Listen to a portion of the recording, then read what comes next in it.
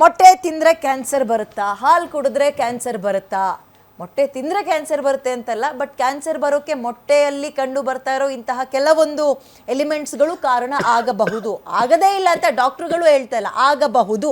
But ಮೊಟ್ಟೆಯಿಂದಲೇ cancer ಅಲ್ಲ ಅನ್ನುವಂಥದ್ದನ್ನು ಬಹಳ ಗಟ್ಟಿ ಧ್ವನಿಯಲ್ಲಿ ಹೇಳ್ತಾ ಇದ್ದಾರೆ. ನಿಮಗೆ ಇದ್ರ ಬಗ್ಗೆ ಅಭಯ ಕೊಡಬೇಕಾಗಿತ್ತು, ನಾನು ಅದನ್ನು ಕೊಡಿಸುವ ಪ್ರಯತ್ನವನ್ನು ಮಾಡಿದ್ದೀನಿ. ಇದರ ಜೊತೆಗೆ ಬಹಳ ಪ್ರಮುಖವಾಗಿ ಹೆಣ್ಣು ಮಕ್ಕಳ ವಿಚಾರ. ನಾವೆಲ್ಲ ಸ್ಕೂಲ್ ಮತ್ತು ಕಾಲೇಜಿಗೆ ಹೋಗಬೇಕಾದ್ರೆ ಡಾಕ್ಟ್ರೆ, ಕಡಿಮೆ ಅಂದರೂ 8ನೇ ಕ್ಲಾಸೇ ತುಂಬ ಅರ್ಲಿ. 9, 10 ಫಸ್ಟ್ PU ತನಕನೂ ಹೆಣ್ಮಕ್ಳು ಋತುಮತಿಯಾಗಿರೋದನ್ನ ನಾವು ಗಮನಿಸಿದ್ದೀವಿ. ಬಟ್ ಈಗ 4ನೇ ಕ್ಲಾಸ್ 5ನೇ ಕ್ಲಾಸ್ ಮಕ್ಕಳ ಕೈಯಲ್ಲಿ ಪ್ಯಾಡ್ಗಳನ್ನು ಗಮನಿಸ್ತಾ ಇದ್ದೀವಿ. ಅಂದರೆ ತುಂಬ ಬೇಗ ಋತುಮತಿ ಆಗ್ತಾ ಇದ್ದಾರೆ. ಕಾರಣ ಜೀವನ ಶೈಲಿ ಮತ್ತು ಆಹಾರ ಶೈಲಿ. ಸೊ ಅದ್ರ ಬಗ್ಗೆ ಏನು? ನಾನು ರೈತರು ಮಾತಾಡೋದಕ್ಕೆ ಮೊದಲು ವೈದ್ಯನಾಗಿ ಒಂದು ಮಾತು ಹೇಳ್ತೀನಿ. It is good nutrition. ನೋಡಿಮ್ಮ, ಹಳೆ ಕಾಲದಲ್ಲಿ 17 ವರ್ಷ ಅಪ್ಪ ಅಮ್ಮದಿರಿಗೆ ಟೆನ್ಷನ್ನು, ಮಗಳಿಗೆ ಋತುಮತಿ ಹೊಸಕೆ ಆಗಲಿಲ್ಲ ಅಂದರೆ ಹೆಣ್ಣು ಯಾರು ಕೇಳ್ಕೊಂಬರಲ್ಲ ಅಂತ. ಎಂತಹ ಟೆನ್ಷನ್ನು ಅಂದರೆ, ಅನ್ಫಾರ್ಚುನೇಟ್ಲಿ ಅವ್ರು ಆಮೇಲೆ ಹೇಳ್ತಾರೆ, ವರ್ಷಕ್ಕೆ 2 ಸಾರಿ ಮಟನ್ನು ಹಳ್ಳಿ ಕಡೆ, ಉಗಾದಿ ಹಬ್ಬದಲ್ಲಿ ಹೊಸ್ತಡಕು, ಅದು ಬಿಟ್ಟರೆ ಆಯುಧ ಪೂಜೆ. ಅವ್ರಿಗೆ ಯಾವತ್ತೂ ಒಳ್ಳೆ ನ್ಯೂಟ್ರಿಷನ್ ಸಿಗ್ತಿರಲ್ಲ. ಮನುಷ್ಯನ ನೋಡಿ, ಋತುಮತಿ ಆಗೋದು ಯೂಟ್ರಸ್ ಇರುತ್ತೆ, ಪಕ್ಕದಾಗ 2 ಓವರಿ ಇರುತ್ತೆ. ಓವರಿ ಒಳಗೆ ತಿಂಗಳಿಗೊಂದು ಮೊಟ್ಟೆ ಬರುತ್ತೆ, ಆಗ ಅವರು ಋತುಮತಿ ಆಗ್ತಾರೆ ಅಂತ ವಿಜ್ಞಾನ ಹೇಳೋದು. ಯಾಕೆ ಇವಾಗ ಬೇಗ ಆಗುತ್ತೆ ಅಂದರೆ ನ್ಯೂಟ್ರಿಷನಲ್, ಕಲಬೆರಕೆ ಆಹಾರ ಅಲ್ಲ, ಇಟ್ಸ್ ಎ ಗುಡ್ ನ್ಯೂಟ್ರಿಷನ್. ಅದರಿಂದ ಬೇಗ ದೊಡ್ಡವರಾಗ್ತಾರೆ ಅಂತ ಒಂದಿದು. ಎರಡನೇದು ನಿಮ್ಗೆ ಹೇಳ್ತೀನಿ, ಒಂದು ಹುಡುಗಿ, ನಾನು ಮೆಡಿಕಲ್ ಸ್ಟೂಡೆಂಟ್ ಇದ್ದಾಗ 17 ವರ್ಷ ಗಂಟಲು ನೋವು ಅಂತ ಅಡ್ಮಿಟ್ ಆಗ್ತಾಳೆ. ಹಿಮೋಗ್ಲೋಬಿನ್ ಟೆಸ್ಟ್ ಮಾಡಿದರೆ 5.5 ಇರುತ್ತೆ, ಇನ್ನೂ ಋತುಮತಿ ಆಗಿಲ್ಲ.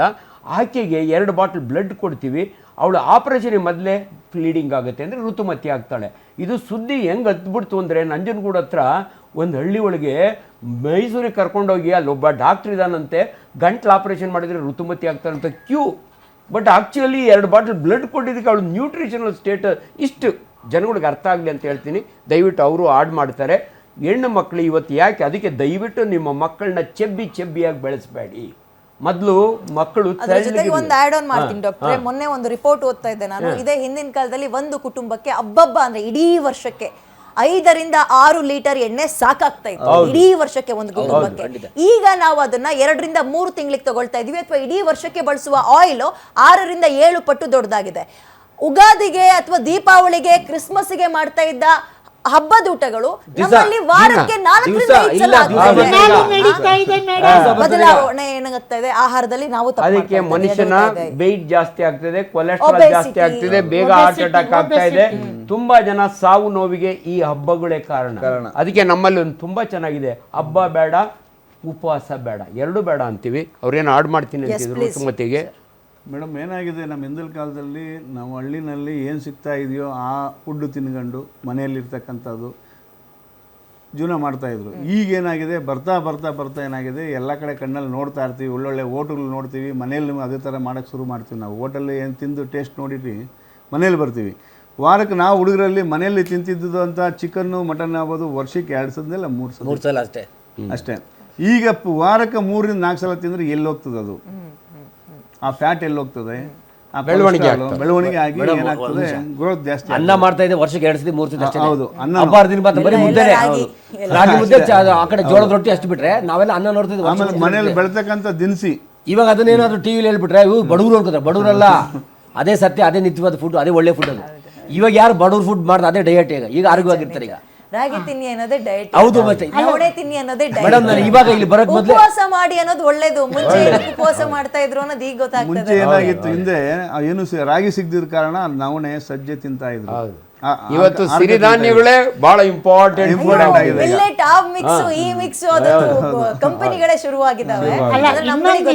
ಮೈನ್ ಕಾರಣ ಏನಕ್ಕೆ ಆಗ್ತಿದ್ದಾರೆ ಸಣ್ಣ ಮಕ್ಕಳು, ಈಗ ಚಿಕ್ಕ ಹೆಣ್ಮಕ್ಳು ಅಂದರೆ, ಒಂದು ಮೊಬೈಲು ಮತ್ತು TV ನೋಡೋದು ಒಂದು, ಇನ್ನೊಂದು ಸ್ಟ್ರೆಸ್ ಆಗುತ್ತೆ, ಇನ್ನೊಂದು ಅವ್ರದ್ದು ದೈಹಿಕವಾಗಿ ಕಸರತ್ತು ನಡೀತಿಲ್ಲ, ವ್ಯಾಯಾಮಗಳು, ಜಂಕ್ಸ್ ಫುಡ್ಡು ತಿನ್ನೋದು, ಎಣ್ಣೆ ಪದಾರ್ಥಗಳು ಅತಿಯಾಗಿ ಸೇವನೆ ಮಾಡ್ತಕ್ಕಂಥದ್ದು, ಬಾಯಿ ರುಚಿಗೆ ಹೋಗಿ ಇವ್ರ ದೇಹದ ಬೆಳವಣಿಗೆ ಈ ರೀತಿ ಆಗ್ತದೆ. ಅದರಿಂದ ಇವ್ರುಗಳೇ ಹೆಣ್ಮಕ್ಳು ಬಹಳ ಮುಜುಗರ ಪಡುವಂಥದ್ದು. ಮತ್ತು ಜಲ್ದಿ ಬೇಗ ದೈಹಿಕವಾಗಿ ಅವರು ಕುಗ್ಗಿ ಹೋಗ್ತಾರೆ. ಎಷ್ಟು ಜಲ್ದಿ ಋತುಮತಿ ಆಗ್ತಾರೋ ಅಷ್ಟೇ ಕ್ಷಣದಲ್ಲಿ, ಅಷ್ಟೇ ದಿನಗಳಲ್ಲಿ ವೀಕ್ ಆಗ್ತಾನೂ ಬರ್ತಾರೆ. ಈ ಮಕ್ಕಳಿಗೆ ನಾವು ಏನು ಮಾಡಬೇಕು, ತಂದೆ ತಾಯಿಗಳಿಗೆ ಮೊದಲಾಗಿ ಶಾಲೆಗಳಲ್ಲಿ ನೈತಿಕ ಶಿಕ್ಷಣ ಮತ್ತು ದೈಹಿಕ ವ್ಯಾಯಾಮದ ಕಡೆ ಗಮನ ಕೊಟ್ಟಾಗ ಮತ್ತು ಕೆಲಸ ಮಾಡಿಸೋದನ್ನ ನಾವು ಕಲಿಸ್ಬೇಕು. ಯಾಕೆಂದರೆ ಮಕ್ಕಳು ಮಾಡ್ತಾಯಿಲ್ಲ, ಸ್ಕೂಲ್ಗೆ ಹೋಗಬೇಕು, ಸ್ಕೂಲ್ಗೆ ಹೋಗಿ ಬರಬೇಕನ್ನೋ ಈ ಒತ್ತಡದಲ್ಲೇ ಅವ್ರದ್ದು ದೈಹಿಕ ವ್ಯಾಯಾಮಗಳು ನಡೀತಿಲ್ಲ. ದೈಹಿಕ ಶರೀರದ ಬೆಳವಣಿಗೆಗೆ ಅಂಗಗಳಿಗೆ ಕೆಲಸ ಕಾರ್ಯಗಳು ಕೊಡದೇ ಇರೋದ್ರಿಂದ ಈ ರೀತಿಯ ಸಮಸ್ಯೆಗಳು ಬರ್ತಿದೆ. ಟೀಚರ್ಗಳನ್ನ ಗೌರ್ಮೆಂಟ್ ಸ್ಕೂಲ್ಗಳಿಗೆ ಅಪಾಯಿಂಟ್ ಮಾಡಿ 21 ವರ್ಷಗಳೇ ಕಳೆದಿದ್ದಾವೆ. ನಿಮ್ ಗಮನಕ್ಕೆ ಬಂದಿರಲಿ, ಮನೇಲಿ ಬಂದು ಕೆಲಸ ಮಾಡೋದಿರಲಿ. PT ಕ್ಲಾಸ್ ಅದು ಹಳ್ಳಿಗಳಿಗೆ ಮೇಡಮ್, ಇಲ್ಲಿ ನಮ್ಮ ಸಿಟಿಗಳಿಗೆ ಅಂದ್ರೆ ಅದು ಮ್ಯಾಥ್ಸ್ ಟೀಚರ್ ತಗೊಳ್ತಾರೆ. PT ಕ್ಲಾಸ್ ಇತ್ತು ಅಂದ್ರೆ ಸೋಷಿಯಲ್ ಮ್ಯಾಮ್ ಬಂದು ತಗೊಳ್ತಾರೆ. PT ಟೀಚರ್ಗಳನ್ನ ಅಪಾಯಿಂಟ್ಮೆಂಟ್ ಮಾಡ್ಕೊಳ್ಳೋ ಕಾಲನೇ ಮರ್ತೇ ಹೋಗ್ಬಿಟ್ಟಿದ್ದಾರೆ. ಹೌದು, ಇಲ್ಲ ಸರ್ಕಾರಿ ಶಾಲೆಯಲ್ಲಿ 70 ಮಕ್ಕಳಿಗೆ ಒಬ್ಬರೇ ಮೇಷ್ಟ್ರು ಮೇಡಮ್, ಒಬ್ಬರೇ ಶಿಕ್ಷಕರು. ಈಗ ಒಬ್ಬರೇ ಎಲ್ಲ ಸಬ್ಜೆಕ್ಟ್ ಅವರೇ ಮಾಡಬೇಕು, ಎಲ್ಲವನ್ನೂ ಅವರೇ ನೋಡ್ಕೊಳ್ಬೇಕು. ಯಾವುದೇ ಗೌರ್ಮೆಂಟ್ ಸ್ಕೂಲ್ಗೂ ಕೂಡ ಒಬ್ಬ ದೈಹಿಕ ಶಿಕ್ಷಕನನ್ನ ಅಪಾಯಿಂಟ್ ಮಾಡ್ಕೊಳ್ಳದೆ 21 ವರ್ಷಗಳಾಗಿದೆ. ಅವ್ರ ಕಣ್ಣೀರು ಯಾರಿಗೆ ಹೇಳೋಣ? ಕಾಯಿಲೆಯಿಂದ ಬೀಳ್ತಾ ಇದಾವೆ ಸರ್. ಒಂದು ಟೀಚರ್ಗಳನ್ನ ಕರ್ಕೊಳ್ತಾ ಇಲ್ಲ ಅನ್ನೋದಾದ್ರೆ ಚೈನ್ ಲಿಂಕ್. ನಮ್ಮ ಮಕ್ಕಳು ಕಾಯಿಲೆಯಿಂದ ಬೀಳ್ತಾ ಇರೋದು ಯಾಕೆ? ಇದೇ ಕಾರಣಕ್ಕೆ. ಮಕ್ಕಳು ಆಕ್ಟಿವ್ ಆಗಿಲ್ಲ, ಬ್ಯಾಗ್ ಹೊತ್ಕೊಂಡು ಹೋಗ್ತವೆ, ಓದ್ತವೆ, ಬರ್ತವೆ. ಇದಕ್ಕೆ ನಾವು ಹೊಣೆ ಆಗ್ತೀವಿ ಏನು ಗೊತ್ತಾ? ಪೋಷಕರು ನಾವು ಹೊಣೆ ಆಗ್ತೀವಿ. ಯಾಕಂದ್ರೆ ಮಕ್ಕಳಿಗೆ ಮಗನೇ ಓದು, ಡಾಕ್ಟರ್ ಆಗು, ಇಂಜಿನಿಯರ್ ಆಗು, ಪೊಲೀಸ್ ಆಫೀಸರ್ ಆಗು, ಇಷ್ಟೇ ಹೇಳ್ಕೊಟ್ಟು ನಮ್ಮಪ್ಪ ನಮ್ಮಮ್ಮ ಅದನ್ನೇ ಹೇಳ್ಕೊಟ್ರು. ಅದು ಬಿಟ್ಟರೆ ನೀನು ಆರೋಗ್ಯ ನೋಡ್ಕೋ, ಹೆಲ್ತಿ ಆಗಿರು, ಒಳ್ಳೆ ಊಟ ತಿನ್ನು, ಸರಿಯಾಗಿ ನಿದ್ದೆ ಮಾಡು, ಸರಿಯಾಗಿ ಇದು ಮಾಡು, ಹಂಗೇಳಲ್ಲ. ದುಡ್ಡು ಮಾಡು ಅಂದ್ರೆ ಅವ್ರ ಪರಿಸ್ಥಿತಿ ಹಂಗಿತ್ತು. ಇಲ್ಲ ಮೇಡಮ್, ಅಪ್ಪ ಅಮ್ಮ ನಮಗೆ ಹೇಳ್ಕೊಟ್ಟಿಲ್ಲ. ಇಲ್ಲ ಕೇಳಿ ಮೇಡಮ್, ಅಪ್ಪ ಅಮ್ಮ ಹೆಂಗೆ ಹೇಳ್ಬಿಟ್ಟು ಸರಿ ಅಪ್ಪ ಓದ್ತಾರೆ, ಡಾಕ್ಟರ್ ಆಗ್ತಾರೆ, ಇಂಜಿನಿಯರ್ ಆಗ್ತಾರೆ, ಪೊಲೀಸ್ ಆಫೀಸರ್ ಆಗ್ತಾರೆ, ತಪ್ಪಿಲ್ಲ. ಆದ್ರೆ ಅದನ್ನ ಕೂತು ತಿನ್ನುವಾಗ ಶುಗರ್ BP ಬಂದು ಆರಾಮ್ ಕೂತ್ಕೊಂಡ್ಬಿಡ್ತಾರೆ. ನೇಚರ್ ಗಿಫ್ಟ್ ಮಾಡಿರುವಂತಹ ಅಲ್ಟಿಮೇಟ್ ಪ್ರೋಟೀನ್ ರಿಚ್ ಫುಡ್ ಅದು ಮೊಟ್ಟೆ. ಸೊ ಮೊಟ್ಟೆಯನ್ನ ತಿನ್ನಿ, ಯಾವುದೇ ಸಮಸ್ಯೆ ಇಲ್ಲ. ಆದ್ರೆ ಅತಿಯಾಗಿ ಬೇಡ, ಲಿಮಿಟ್ ಇರಬೇಕು. ಮತ್ತೆ ಮೊಳಕೆ ಕಾಳುಗಳು, ಅಮ್ಮ ಇದು ಉರ್ಗಾಳುಗಳು, ದಿನಕ್ಕೊಂದು ಮೊಟ್ಟೆ ತುಂಬುವುದು ಹೊಟ್ಟೆ. ಪ್ರತಿಯೊಬ್ರು really it's A wonderful statement. ದಯವಿಟ್ಟು ಮೊಟ್ಟೆ ತಿನ್ನಿ.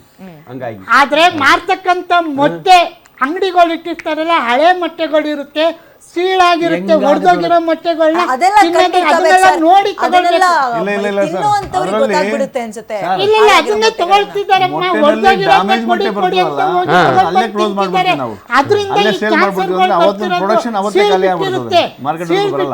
ಹಳೇದಾಗಿರುತ್ತೆ, ಕಮ್ಮಿ ದುಡ್ಡಿಗೆ ನಿಮಿಷ. ಮೊಟ್ಟೆ ಏನು ಒಡೆದೋಗ್ತದೆ ಅದು ಫಾರಮಲ್ಲೇ ಸೇಲ್ ಆಗ್ಬಿಡ್ತದೆ ಅರ್ಧ ರೇಟ್ಗೆ. ಇಲ್ಲಿ ಟ್ರಾವೆಲ್ಸಲ್ಲಿ ಬರೋ ಮಟ್ಟ ಎಲ್ಲೋ ಒಂದೊಂದು ಬರ್ತದೆ. ಅದನ್ನು ಕೆಲವು ಡ್ಯಾಮೇಜ್ ಜಾಸ್ತಿ ಆಯಿತು ಅಂದರೆ ಅಲ್ಲೇ ಅವ್ರು ಡಸ್ಟ್ಬಿನ್ಗೆ ಹಾಕ್ತಾರೆ, ಏನು ತೊಂದರೆ ಇಲ್ಲ. ಅದು ತಿನ್ನೋಕೆ ಆಗೋದಿಲ್ಲ. ಅವತ್ತು ಹೊಡೆದೋಗಿರೋ ಮಟ್ಟ ಏನು ತೊಂದರೆ ಇಲ್ಲ, ತಿನ್ಬೋದು. 2 ದಿನ ಆಯಿತು ಅಂದರೆ ತಿನ್ನಲ್ಲ, ಬಿಸಾಕ್ತೀವಿ ನಾವು ಅದನ್ನು. ಮೇಡಮ್ ಕೊನೆ ಒಂದು ಮಾತಾಡ್ತೀವಿ ಮೇಡಮ್. ನಮ್ಮ ಆರೋಗ್ಯಕ್ಕೆ ನಾವೇ ಹೊಣೆ ಆಗ್ಬೇಕು ಮೇಡಮ್. ಹೌದು, ನಾವು ಇಡೀ ದೇಶದ ಬಗ್ಗೆ ಮಾತಾಡ್ತೀವಿ, ಇಡೀ ದುಡ್ಡು ಬಗ್ಗೆ ಮಾತಾಡ್ತೀವಿ. ನಮ್ಮ ಹೆಲ್ತ್ ಬಗ್ಗೆ ನಾವೇ ಕೇರ್ ತಗೋಬೇಕು. ನಮ್ಗೆ ಯಾರು ಬರಲ್ಲ ಮೇಡಮ್. ಮೇಡಮ್ ಒಂದ್ ನಿಮಿಷ ಮೇಡಮ್, ಒಂದೇ ಮಾತಾಡ್ತಾರೆ. ಹುಟ್ಟಿದಗಳು ತಿನ್ ಸಾಯ್ಬೇಕಿಲ್ಲ, ಇನ್ನೊಂದನ್ನ ಮಾಡಿ ಸಾಯ್ಬೇಕಂತಾರೆ. ಖಂಡಿತ ಎರಡು ತಪ್ಪಂತ ಹೇಳ್ತೀವಿ, 2 ಕರೆಕ್ಟ್ ಆದ ಎಲ್ಲ ಲಿಮಿಟ್ ಅಲ್ಲಿ ಮಾಡ್ಬೇಕು ಮೇಡಮ್. ಅವ್ರು ಒಂದ್ ನಿಮಿಷ ಮೇಡಮ್, ಇಲ್ಲಿ ಕೇಳಿ ಮೇಡಮ್, ನಾವು ಇವತ್ತರೆಗೂ ನಾವು ಸಿಗರೇಟ್ ಆಗೋದು, ಇಸ್ಪೀಟ್ ಏನು ಮಾಡಲ್ಲ. ಅದನ್ನ ನಾವು ನೋಡಿದ ತಕ್ಷಣ ನಮ್ಮನ್ನ ಒಂಥರ ಅಸ್ಪೃಶ್ಯ ಥರ ನೋಡ್ತಾರೆ. ನೀವು ತಗೊಳ್ಳಲ್ವಾ, ವೇಸ್ಟ್ ಅನ್ಬೇಕು ಅಂತ. ಖಂಡಿತ ಹೇಳ್ತೀವಿ, ತಪ್ಪು ತಿಳ್ಕೊಬೇಡಿ. ನಾನು ಕುಡಿಯಲ್ಲ ಅಂತ ತಕ್ಷಣ ಭೂಮಿ ಕೂತ್ಕೊಳ್ಳಲ್ಲ. ನಾವು ಸೋಮವಾರ ಸತ್ತೋಗ್ತೀವಿ, ಅವ್ರು ಮಂಗಳವಾರ ಸತ್ತೋಗ್ತಾರೆ, ಅಷ್ಟೇ ವ್ಯತ್ಯಾಸ. ಆದ್ರೆ ನಾವು ಸಾಯೋ ದಿವಸ ಕೂಡ ಹೆಲ್ತಿಯಾಗಿ ಸತ್ತೋಗ್ತೀವಿ. ಇನ್ನೊಂದು ಪ್ರಶ್ನೆ ಏನ್ ಗೊತ್ತಾ ರವಿ ಸರ್, ಹಂಗಾರೆ ನೀನ್ ಸಾಯೋದೇ ಇಲ್ವಾ? ನಿನ್ ಆಯಸ್ ಜಾಸ್ತಿ ಆಗ್ಬಿಡುತ್ತಾ? ನೀನ್ ಜಿಮ್ಮಿಗೆ ಹೋದ್ರೆ ನಾವು ಸಾಯೋ ದಿವಸ ಕೂಡ ಮೇಡಮ್ ಒಂದ್ ನಿಮಿಷ ವ್ಯಾಯಾಮ ಮಾಡೋದು ಇರ್ಬೇಕು. ಶರೀರ ಎಷ್ಟು ಸಹಕರಿಸುತ್ತೆ ಅಷ್ಟೇ ಮಾಡಬೇಕು. ಏನ್ ನಾವೇ ಬೆಳೆಸೋದು ಮಕ್ಕಳನ್ನ, ನಾವೇ ಹಾಳು ಮಾಡ್ತಾ ಇರೋದು. ಯಾಕಂದ್ರೆ ಕುಂಡ್ರಿಸ್ಕೊಂಡು ಏನು ಕೆಲ್ಸಕ್ಕೆ ಬಿಡಲ್ಲ ನಾವು, ಏನು ಕೆಲಸ ಮಾಡ್ಸಲ್ಲ. ಈ ಮನೆಯಲ್ಲೆಲ್ಲ ಲೇಬರ್ ನಿಕ್ಕಂತೀವಿ, ಮನೆ ವರ್ಷಕ್ಕೆ ಕ್ಲೀನ್ ಮಾಡಕ್ಕೆಲ್ಲನು. ಹಂಗಾಗಿ ನಮ್ಮ ಮಕ್ಕಳು ಚೆನ್ನಾಗಿ ಗ್ರೋತ್. ಅದಕ್ಕೆ ನೀವು ಡಾಕ್ಟರ್ ಆಗಿ, ಇಂಜಿನಿಯರ್ ಆಗಿ, ಪೊಲೀಸ್ ಆಫೀಸರ್ ಆಗಿ ಮೇಡಮ್, ಉತ್ತಮ ರಾಜಕಾರಣಿಯಾಗಿ ಮೇಡಮ್, ನೀವು ಡಾಕ್ಟರ್ ಆಗಿ, ಇಂಜಿನಿಯರ್ ಆಗಿ, ಪೊಲೀಸ್ ಆಫೀಸರ್, ಉತ್ತಮ ರಾಜಕಾರಣಿಯಾಗಿ, ಜೊತೆಗೆ ಆರೋಗ್ಯವಂತರಾಗಿ ಕ್ರೀಡಾ ಮನೋವನ್ನು ಬೆಳೆಸ್ಕೊಂಡು ಮಾತಾಡ್ತೀನಿ ಮೇಡಮ್. ಜೊತೆಗೆ ನಾಟಿ ಊಟ ಹುಟ್ಟಿನಿ, ನಮ್ಮ ಮನೆ ಊಟ ತಿನ್ನಿ, ಆರೋಗ್ಯವಾಗಿರಿ, ಖುಷಿಯಾಗಿರಿ ಅಷ್ಟೇ. ದಯವಿಟ್ಟು ಮೊಟ್ಟೆ ತಿನ್ನಿ ಅಷ್ಟೇ. Okay, thank you so much sir. Time ಆಯ್ತು, ಮುಗಿಸುವಂತಹ ಸಮಯ. ಇದೆಲ್ಲದರ ನಡುವೆ ಪ್ರಶ್ನೆ ಮಾಡುವಂಥವ್ರಿಗೆ ಪ್ರಶ್ನೆ ಮಾಡಲೇಬೇಕು.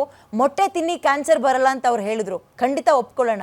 ಮೊಟ್ಟೆನೂ ತಿನ್ನೋಣ, ಹಾಲನ್ನು ಕುಡಿಯೋಣ, ಪನ್ನೀರನ್ನು ತಿನ್ನೋಣ, ಬೇಳೆಕಾಳನ್ನು ತಿನ್ನೋಣ, ತರಕಾರಿ ಹಣ್ಣನ್ನು ತಿನ್ನೋಣ. ಆದರೆ ಇದು ಯಾವುದು ಕೂಡ ಕಲಬೆರಕೆ ಆಗದೇ ಇರೋ ರೀತಿಯಲ್ಲಿ ನೋಡ್ಕೊಳ್ಬೇಕಾಗಿರುವ ಕರ್ತವ್ಯ ಹೊಣೆ ಈ ಡಿಪಾರ್ಟ್ಮೆಂಟ್ ಅವರಿಗಿದೆ, ಫುಡ್ ಸೇಫ್ಟಿ ಅವರಿಗಿದೆ. ನೀವು ನಿದ್ರೆ ಮಾಡಬೇಡಿ ದಯವಿಟ್ಟು. ನಮ್ಮ ಆರೋಗ್ಯವನ್ನು ನಿಮ್ಮ ಕೈಲಿ ಕೊಟ್ಟಿದ್ದೀವಿ ಅಂದಾಗ ಅದನ್ನು ಜೋಪಾನವಾಗಿ ನೋಡ್ಕೊಳ್ಳುವ ಕರ್ತವ್ಯ ನಿಮ್ಮದು. ನಿರಂತರವಾಗಿ ನಿಮ್ಮ ರೈಡ್ಗಳಿರಲಿ, ನಿರಂತರವಾಗಿ ನಿಮ್ಮ ಲ್ಯಾಬ್ಗಳಿಗೆ ಕೆಲಸ ಕೊಡಿ. ಎಲ್ಲೋ ರೈಡ್ ಮಾಡಿದಂತಹ ಸಂದರ್ಭದಲ್ಲಿ 50,000 ಆಗದೆ 70,000 ಫೈನ್ ಹಾಕಿದ್ವಿ ಅನ್ನೋದು, ಲೈಸೆನ್ಸ್ ಕ್ಯಾನ್ಸಲ್ ಮಾಡ್ತೀವಿ ಅಂತ ಗಾಂಚಲಿಯ ದಿಮಾಕಿನ ಒಂದೆರಡು ಮಾತಾಡೋದು ವಾಪಸ್ ಬರೋದು ಮಾಡಬೇಡಿ. ಯಾಕಂದರೆ ನಮ್ಮ ಆರೋಗ್ಯದ ಪ್ರಶ್ನೆ, ಆರೋಗ್ಯ ಮಾತ್ರ ಅಲ್ಲ, ಜೀವದ ಪ್ರಶ್ನೆ. ಇದನ್ನ ಎಲ್ಲೂ ಕೂಡ ಪ್ರಶ್ನೆ ಮಾಡುವಂತ, ಅಂದ್ರೆ ಈಗ ಹೆಂಗಾಗ್ಬಿಟ್ಟಿದೆ ಅಂದ್ರೆ ನಾವು ಪ್ರಶ್ನೆನೇ ಮಾಡ್ತಾ ಇರಲಿಲ್ಲ, ಅದು ಸಮಸ್ಯೆ ಆಗ್ತಾ ಇದೆ.